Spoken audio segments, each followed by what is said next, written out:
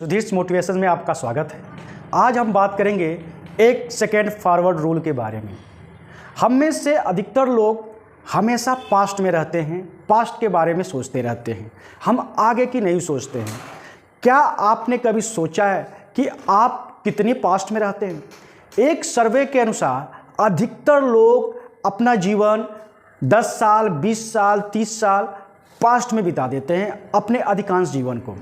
अधिकतर बुजुर्ग लोग अपने यंग एज के जो जीवन था उसमें जीते हैं। इस दुनिया में 95% लोग जो होते हैं हमेशा पास्ट में रहते हैं, हमेशा। मतलब वो पास्ट की बातों को याद करते हैं, या तो खुश होते हैं या तो दुखी होते हैं, लेकिन वो फ्यूचरिस्टिक नहीं होते हैं, क्योंकि भविष्य के बारे में वो कभी कभार सोचते हैं, इसलिए उनके भविष्य का निर्माण नहीं होता है।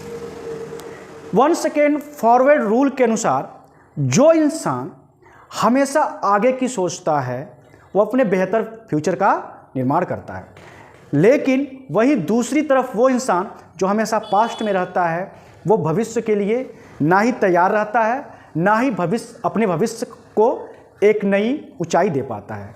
तो कुल मिला के ये कहा जा सकता है कि सफलता इस बात पे डिपेंड करती है कि आप कितना बैकवर्ड है और कितना फॉरवर्ड है। अगर आप हमेशा अतीत के बारे में सोचते रहेंगे तो या तो आपको अपने ऊपर नकारात्मकता के विचार आएंगे, या अपनी असफलताओं के ऊपर आपको दुखी होगा, गुस्सा आएगा, और या तो आप अपने अतीत से खुश होकर ख्वाबों में पूरा जीवन गुजार देंगे।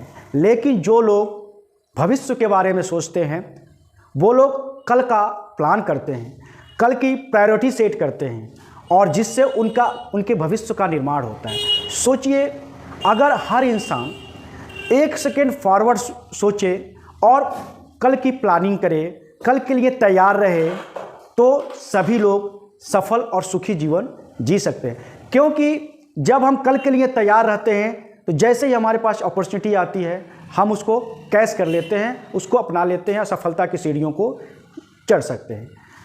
1 सेकेंड फॉरवर्ड का मतलब है कि आप हमेशा आगे की प्लानिंग करते रहें।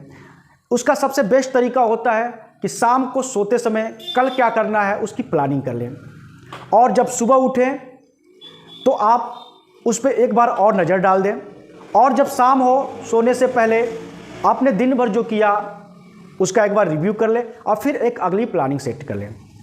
इससे क्या होगा, आप अपने भविष्य को मन चाहे डिजाइन दे सकते हैं। जैसा आप भविष्य चाहते हैं 5 साल, 10 साल, 20 साल, उसका निर्माण कर सकते हैं।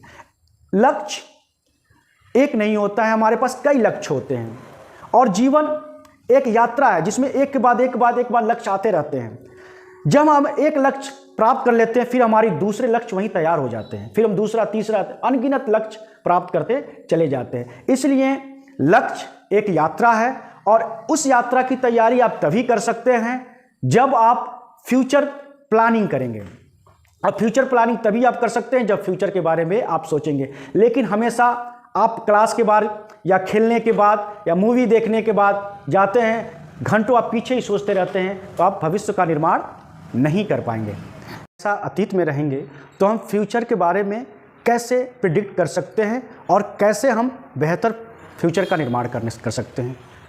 दर्शन शास्त्रियों और मनोवैज्ञानिकों का मानना है कि अगर हम हमेशा फ्यूचर के बारे में सोचें, फ्यूचर के बारे में स्ट्रेटजी बनाएं, प्लान करें, तो हम अपने लाइफ को डिजाइन कर सकते हैं और मन चाही ज़िंदगी जी सकते हैं। लेकिन अधिकतर हम अतीत में रहने के कारण, अतीत में ही अपनी पूरी एनर्जी वेस्ट कर देने के कारण हम भविष्य के लिए अपनी एनर्जी नहीं बचा पाते हैं, और भविष्य में अपनी पूरी एनर्जी को नहीं झोंक पाते हैं, जिससे हम भविष्य का निर्माण नहीं कर सकते हैं। इंसान को अपनी ज़िंदगी में, अपने लाइफ में 4 लक्ष्य की ज़रूरत होती है, और उन 4 लक्ष्यों को तभी प्राप्त कर सकता है जब वो फ्यूचरिस्टिक हो सकता है। हमेशा भविष्य के बारे में सोचें। सबसे पहले इंसान अपने इकोनॉमिक लक्ष्य को पाना चाहता है, यानी अपने करियर को सेट करना चाहता है, फाइनेंशियल इंडिपेंडेंसी चाहता है।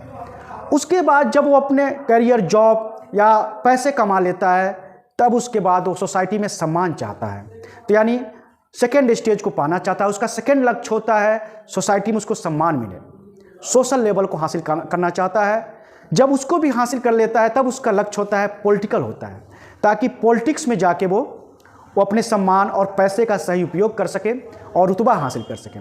लेकिन जब उसको भी हासिल कर लेता है तब फिर उसके पास एक नया लक्ष्य होता है, और वो लक्ष्य होता है अध्यात्म का, स्पिरिचुअलिटी का, क्योंकि वो इन पैसे, सम्मान और पावर, प्रतिष्ठा से वो एक दिन थक जाता है, सुकून चाहता है, शांति चाहता है। इसलिए उसके पास एक ही लक्ष्य होता है, अध्यात्म, और वही इंसान का अंतिम लक्ष्य होता है। तो मैं कहने का मतलब ये है, इन शॉर्ट ये कहा जा सकता है कि कम से कम हर इंसान के पास 4 लक्ष्य होते हैं। पहला होता है इकोनॉमिकल, दूसरा होता है सोशल, तीसरा होता है पॉलिटिकल और चौथा होता है स्पिरिचुअल। आर्थिक, सामाजिक, राजनीतिक और आध्यात्मिक ये 4 लक्ष्य होते हैं।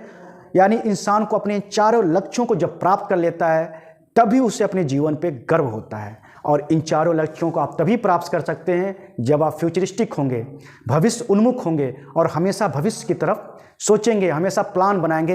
अतीत में सिर्फ आप तभी जाएंगे सीखने के लिए, बस सीखने के लिए जाएंगे, ना दुखी होने के लिए ना खुश होने के लिए आप जाएंगे, बस सीखने के लिए जाएंगे और भविष्य के निर्माण में लग जाएंगे। तभी अपने आप चारों लक्ष्य प्राप्त कर सकते हैं। अन्यथा आप अपनी ज़िंदगी पर लज्जित और शर्मिंदगी महसूस करेंगे। अब वक्त आ गया है पूरे लेक्चर का कंक्लूड करने का।